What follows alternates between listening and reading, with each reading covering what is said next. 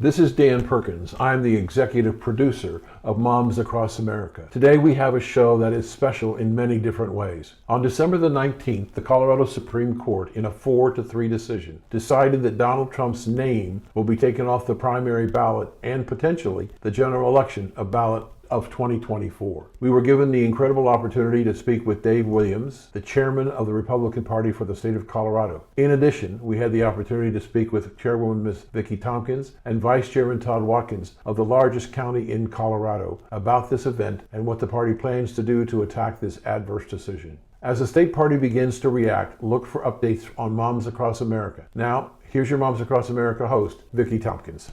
Dan Perkins Media proudly presents Moms Across America, a program where women can speak their minds openly and freely without fear of reprisal. Moms Across America is about the issues of the day confronting America from a mom's point of view. And now, here are the moms. Hello, Moms Across America. This is Vicki Tompkins. Today, I have Dan Perkins is going to be co-hosting with me. And let me just go ahead and get this out of the way because we don't have a lot of time with our guests today. Remember, get your free constitution at ashbrook.org/constitution, because some of what we're going to be talking about today has a lot to do with the Constitution. Our guest today is Dave Williams as well as Todd Watkins. Now, Dave Williams is the state Republican Party chair in Colorado. I don't even really know how to start on this one because there's so much to unpack with what's going on in Colorado.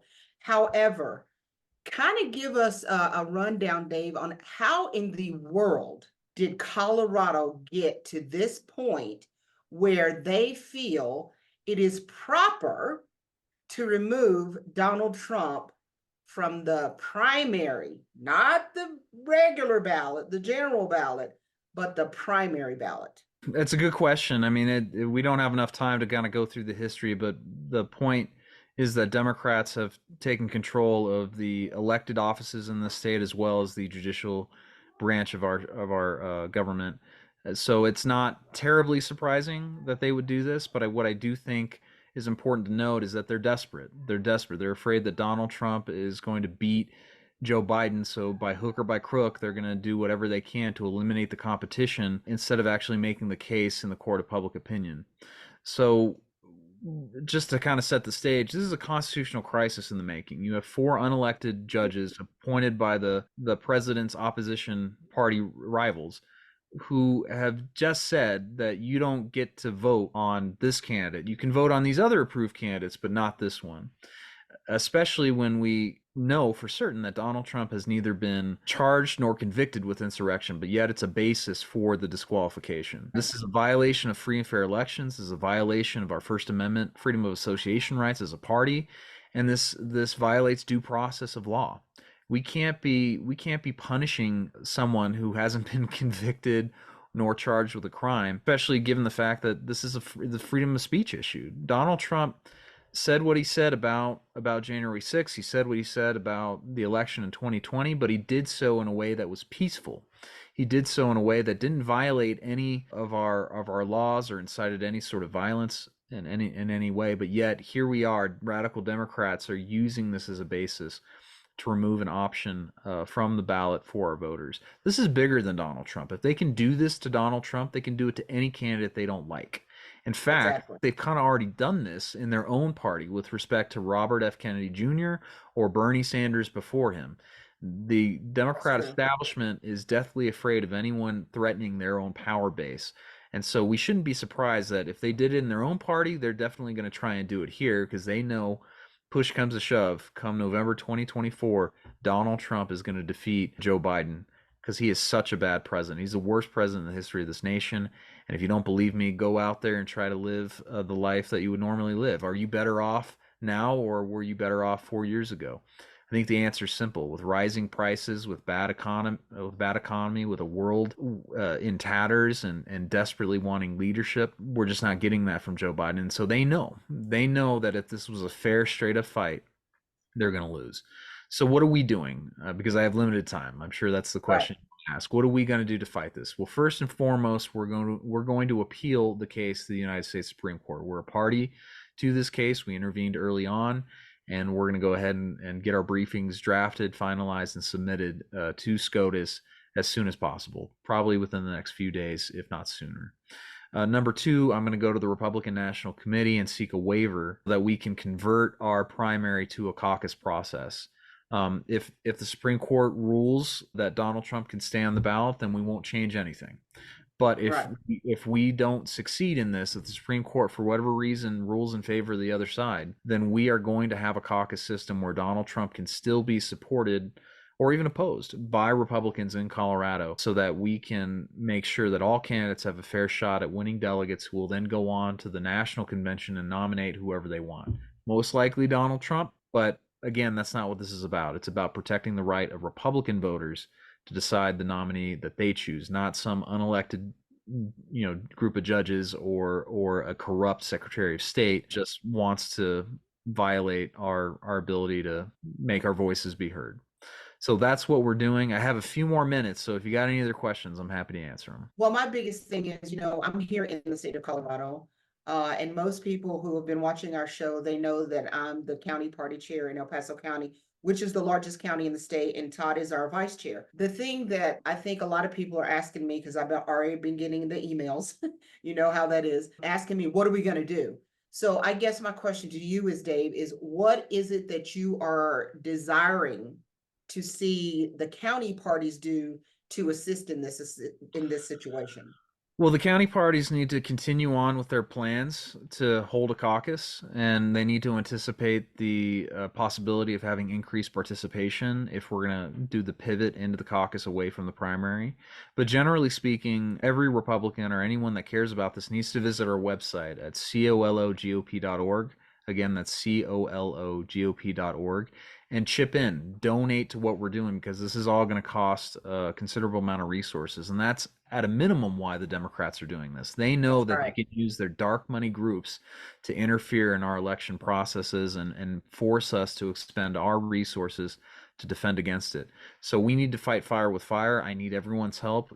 Go to our state party website, cologop.org, and please chip in so that we can make sure that Donald Trump is a valid candidate for our system, but more importantly, so that Republican voters can have that choice. I have two questions. Number one, is the Colorado primary a party-specific primary, meaning only Republicans, registered Republicans, can vote in the primary? No, it's an open primary, unfortunately. It's an open. Okay. Now, number two, I've been following this story since the news break, and thank you for giving us an opportunity to talk to you. The mainstream media is not your friend, because what the mainstream media is saying is that the Supreme Court in Colorado has decided to take Donald Trump's name off the ballot. They don't go on to say for the primary election.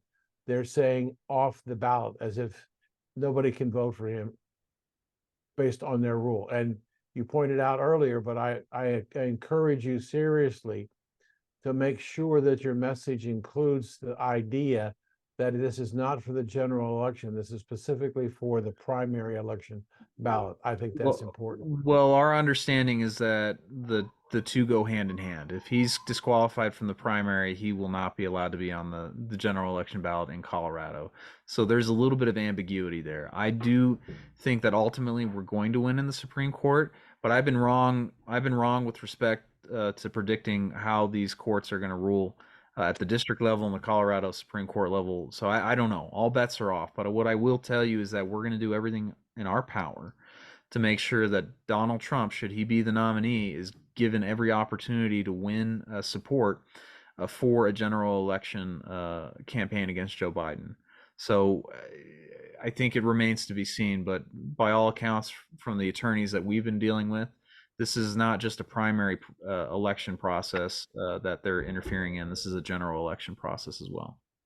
So the idea that the people of Colorado would be shut out, there would only be a Democratic or independent candidates on the ballot in Colorado. If assuming Donald Trump wins the nomination in Milwaukee, yeah. I mean, that assumes a lot of things, right? It assumes that the Colorado Supreme Court decision is upheld and then it carries through. But yeah, that's the danger. So as Vicky asked you, about what do the county chapters do.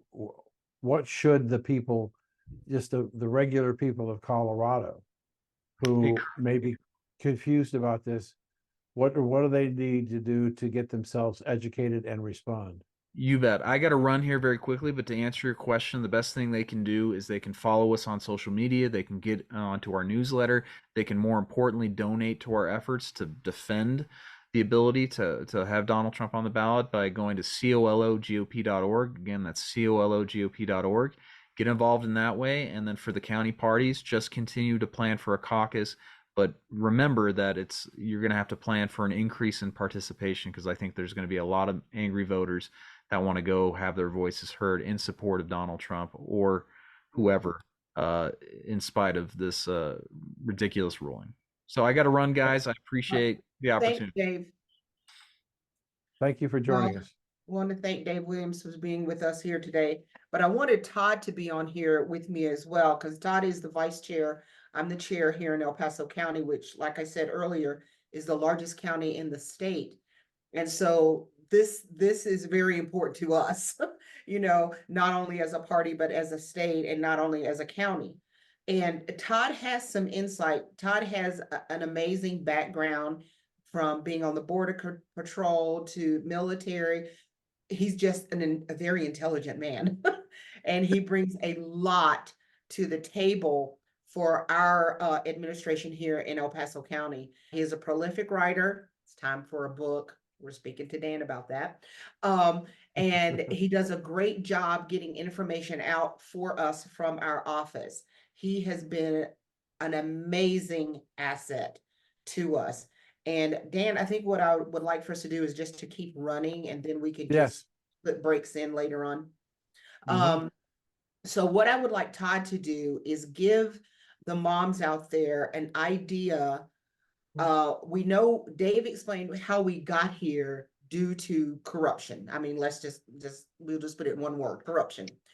Because you have a democratic rule in Colorado like we've never seen before. It's horrendous. And so we're here.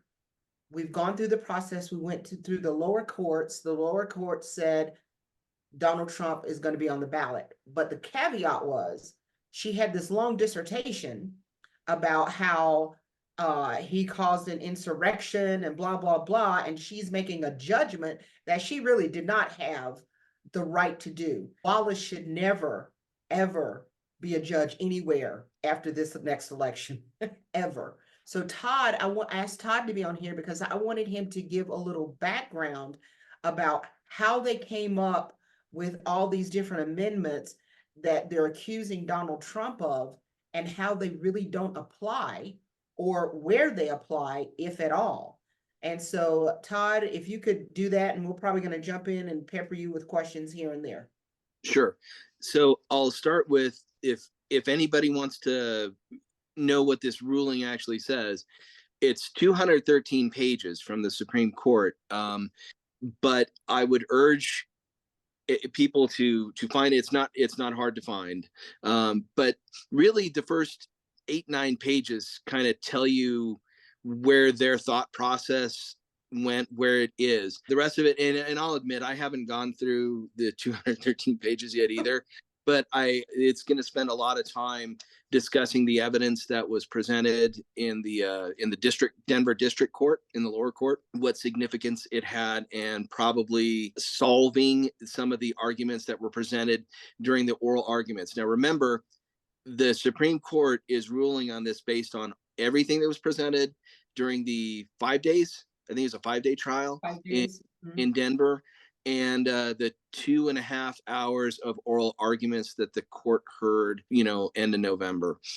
And let's be clear, this is the Colorado. Everybody, I mean, you hear Dave said it himself. This is indeed going to the U.S. Supreme Court. They're going to appeal this to the Supreme Court. I can't imagine that SCOTUS is not going to hear it. This is a monumental case. I think this is the first time that the 14th Amendment has been argued, certainly as regards as a president of the United States or a candidate for president of the United States. So this is watershed. It's landmark. This is precedent setting by no stretch, right?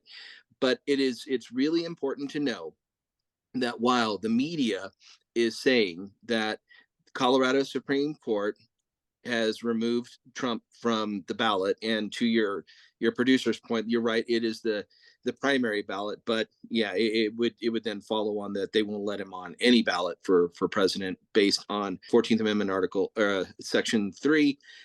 But there's a caveat to their ruling, and it's kind of a cowardly caveat, really.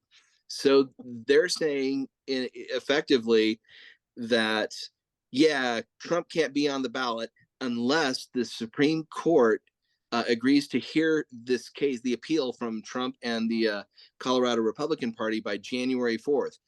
If it's appealed and the Supreme Court agrees to hear it, doesn't rule, not having ruled or decided on it, but just having agreed to accept it onto their docket, then Trump stays on the ballot. Right. So they know. And that's the one part I did read, because you posted that and I read that and I was like, oh, they're trying to give themselves a way out. They know they're out over their skis on this. Yes. All 7 of those are, Democrat appointed justices to a very liberal, left-leaning Supreme Court. I did the whole judiciary in Colorado is liberal, left-leaning. So they raised the flag of their ideology in saying he cannot be on the ballot, but we know that we can't actually do this. So here's the we'll use the Supreme Court to allow us to not jump off this cliff that we know we ought not jump off of, which is removing a qualified presidential candidate from a primary race. And at this point, I suppose we should discuss what a primary race is. Right, that'd be great. I want to correct one thing that Chairman Williams said about our primaries here in Colorado. I know that we have gotten very comfortable with calling them an open primary. They're actually partially open. They're not completely open. In a fully open primary, then anybody could vote on any primary. Democrats would be allowed to vote on our ballot also, on the primary ballot, but that's not the case. It's only Republicans and unaffiliateds can vote on our primary ballot, and the same holds true to the Democrat Party. So our partially open primaries, that only applies to the 2 major parties. If the Libertarians or the Green Party or name another minor party, the American Constitution Party was in the market for having primary elections, it wouldn't apply to them. Right. Only can vote on that. So it's not completely open. It just allows unaffiliateds to cast a vote in the primary elections for either the Republicans or the Democrats, being the 2 major parties. So having said that, a primary election is a nominating process. Right. So it is the process through which a political party, Republican or Democrat, nominates their candidates to a general election ballot. A true election, like a general election is, where you elect somebody to serve in office. We're not electing anybody to serve in any capacity other than as a candidate to represent the party on the general election ballot.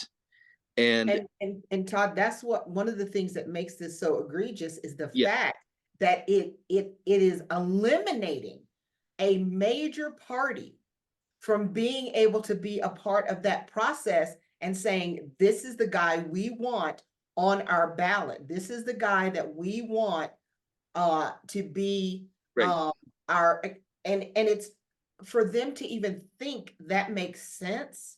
Mm-hmm. That's pretty bold and pretty stupid.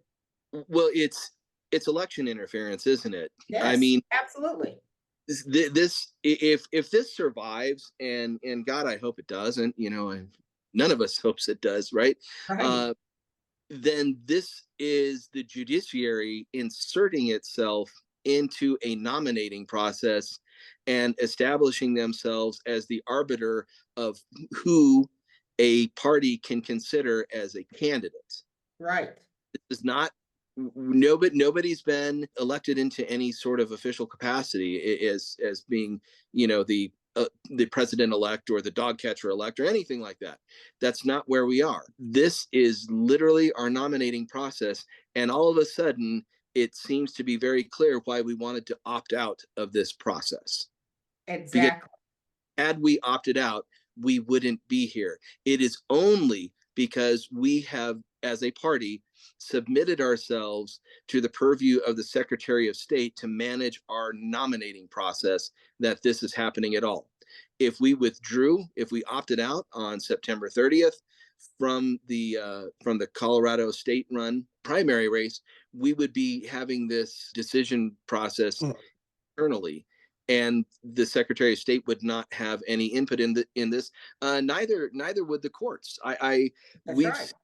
We've seen, a few times, even in my short career within politics, we've seen the courts really shy away from any issues of politics or political parties, saying this isn't our arena. And they have, in the short couple of change years that I've been doing this, they tend to err on the side of, that's your own private organization, you have to handle your own disputes, and we're not going to enter into this. For your audience, I would ask them to turn to Michigan and Minnesota, who heard cases exactly this to take Trump off the ballot. So, and there have been 6 states, Colorado being the 6th, the other 5 meant Florida, Rhode Island, New Hampshire, Minnesota, and Michigan. Minnesota and Michigan are the most significant to me, if only because I examined them more so than the others.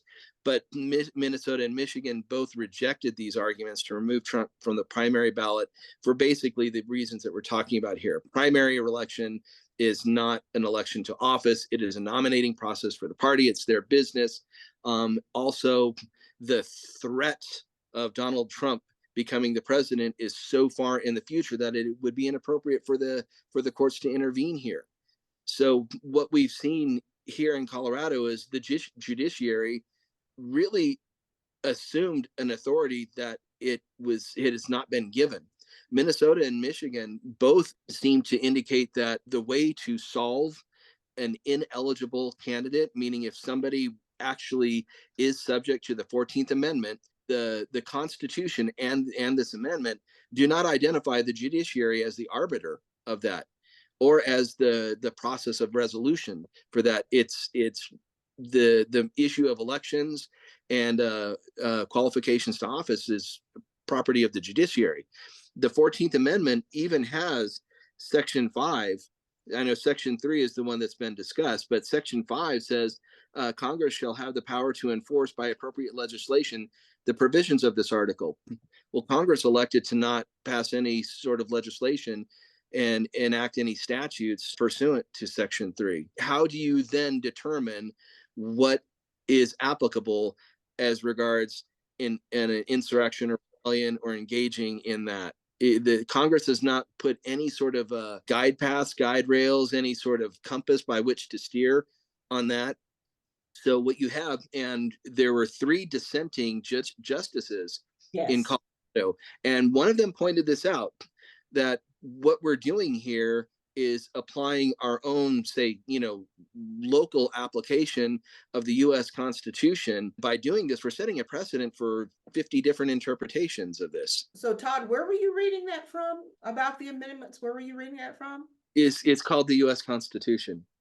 And that's what we have been emphasizing this to our viewers at least for a year, Dan, at least for a year. We have been encouraging the moms and whoever listens to our broadcast, please get a copy of the Constitution so you can know what your constitutional rights are. So now here we are in a situation where the Constitution is being abused by appointed judges who 4 of the 7, have they even read it? Do they even know what their jobs are? And I always go back to this, but we as the American people, if we don't even read it, if we don't even know what it says, or at least have an idea of what our rights are, this is the kind of stuff that happens. Until and unless the U.S. Congress passes legislation, enacts statutes, actual law, Yep. to then define and describe what the provisions of Section 3 are. In other words, what is an insurrection? I would say that's ill-defined. The left seems to believe that it's perfectly defined, even though the expert witnesses presented 4 or 5 different definitions for an insurrection. I would greatly appreciate that as regards, an infirmity to hold office in this country, that the Congress would pass statute explaining exactly what constitutes an insurrection, to whom it applies, because they can't agree on that, right? Because Justice that it doesn't apply to the president, and the Supreme Court says, well, yeah, it does. So there's not clarity there either. And then for the plaintiffs in this, or the petitioners in this case, to argue the idea of Section 3 is self-executing. How in the name of God can it be self-executing if nobody can decide on actually what it is or what you're supposed to do about it? But it's self-executing. So essentially what they're saying is that anybody who has any role in the electoral process for the president can then say, no, that person is ineligible because they engaged in insurrection. Well, who defined that? Well, I did. So based on what? There's not enough here. I am very hopeful, and maybe even a little bit confident, that the U.S. Supreme Court is going to see it this way also, in that 5 other states dared not to go here, except Colorado did. Right. So I have a feeling that they're going to say, this is not the place for the court. Congress has not made laws about this, although there's a constitutional amendment that identifies insurrection and infirmities to office because of it. It has not really established any guidelines or rules for what that means. How do you determine that somebody did? There was another of the Colorado dissenting justices pointed that out. What is the criteria? What are the criteria for this? And is it sufficient? Does it require a jury trial, or how about a bench trial? A civil case or a criminal case? We don't know, because it's not spelled out. So this, I don't take this as my undying support for Donald Trump. I look at this and I see a judiciary that is assumed powers that are not delegated to it in anywhere, in any constitution.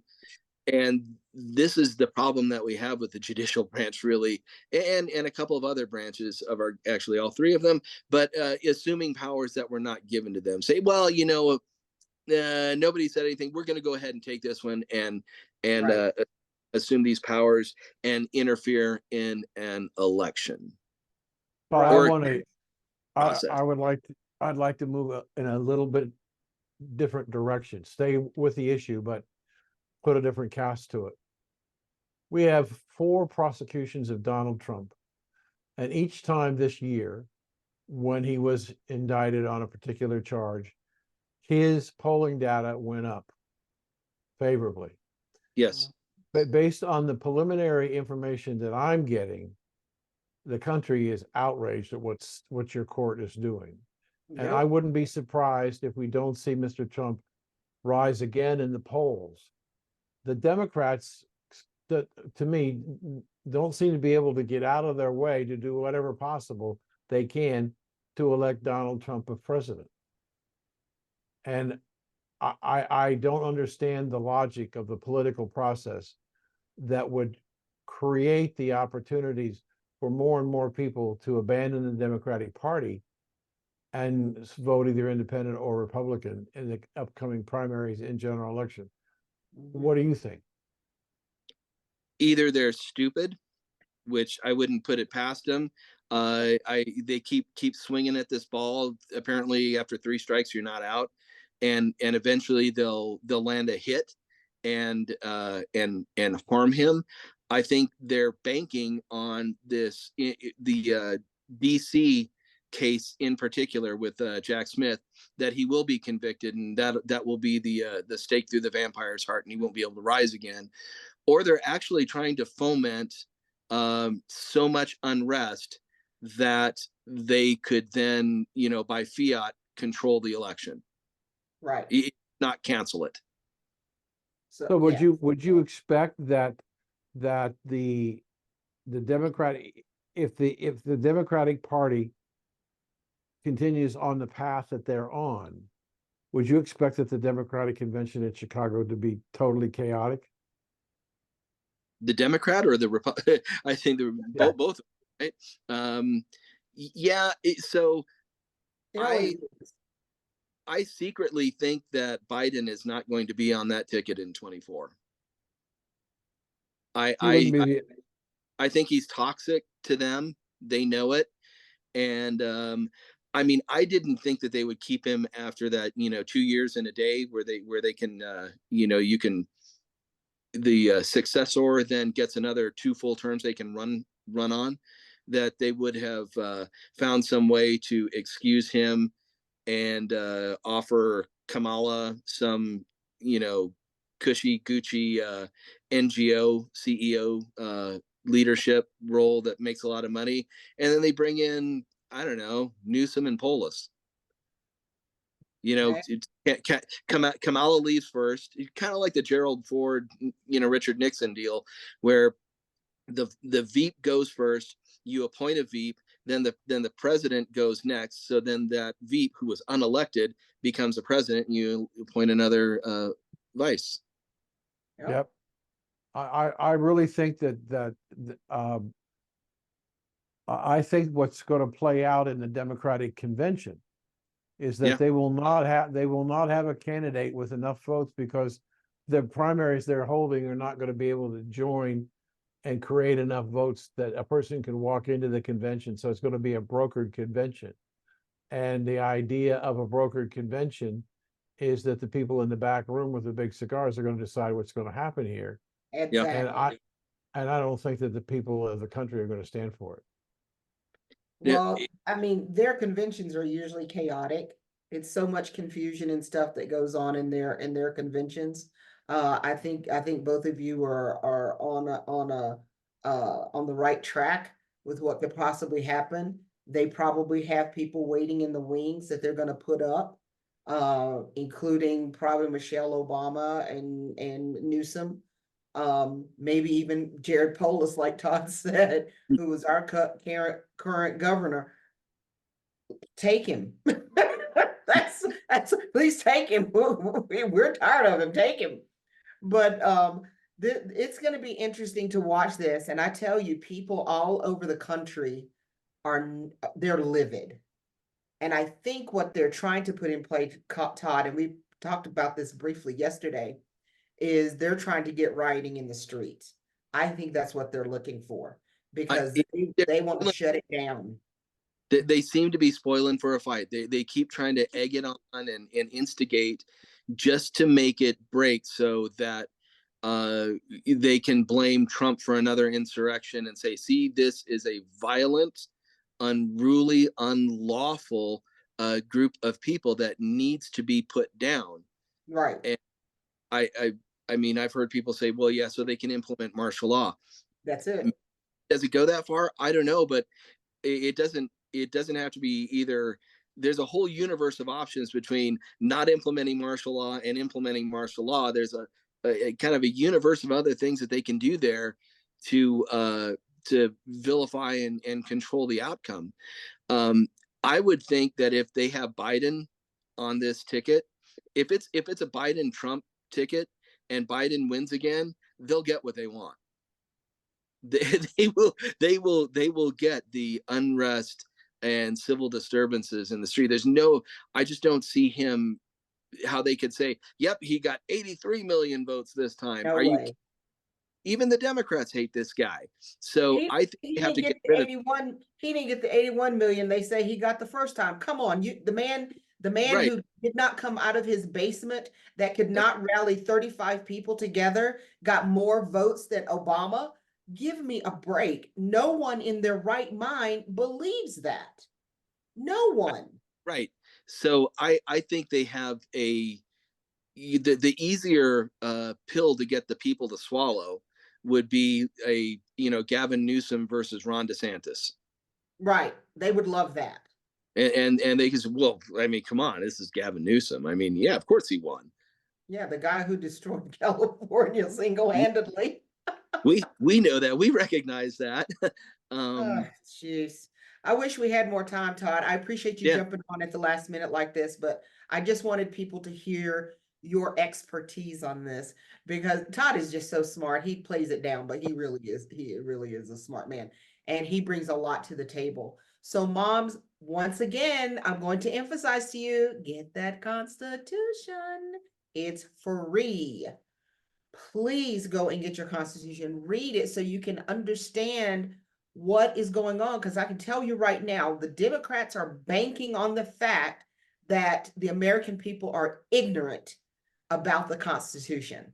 They are, because they're doing these things, so we know they are, but we can't be. We have got to know what's going on. We've got to know when they've overstepped their bounds. And I can tell you right now, they have stepped in it here in Colorado.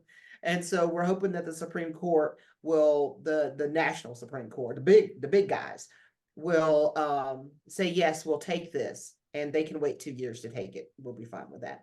As long as Donald Trump gets back on the ballot, that's all we care about. He's qualified. He's one of the, how many do we have now that's qualified to be on the ballot? 4 or 5? I thought Uh, it was some whatever.